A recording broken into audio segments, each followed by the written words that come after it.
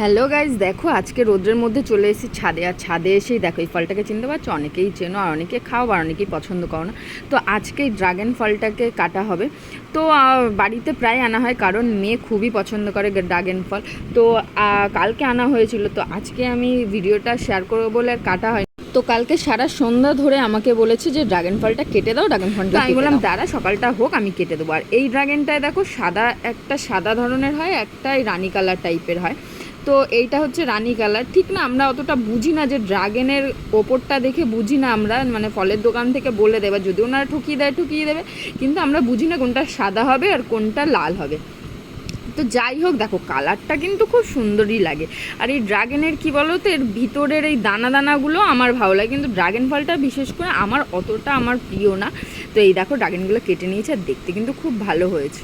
তো এখানে দেখো মিষ্টি ছিল, ড্রাগনটা মিষ্টি, খুবই মিষ্টি ছিল, কিন্তু আমার মুখ দেখে তোমরা বুঝতেই পারছো আমার অতটা ভালো লাগে না। কিন্তু আমার মেয়ে পাশে রিয়াকশান দিচ্ছে, দেখেছো?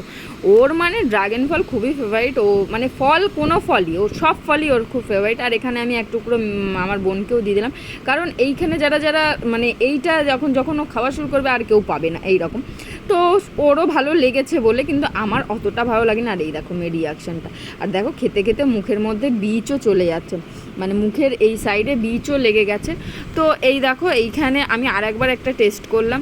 তো আমি প্রথমত, মানে কি বলো তো, ড্রাগনটা খেতে মানে ভালো লাগে না, কিন্তু ড্রাগনের মধ্যে প্রচুর পুষ্টি আছে। তো ভিডিওটা কেমন লাগলো অবশ্যই জানি, আর ভালো লাগলে একটা লাইক, কমেন্ট অ্যান্ড ফলো করে দিও। টাটা।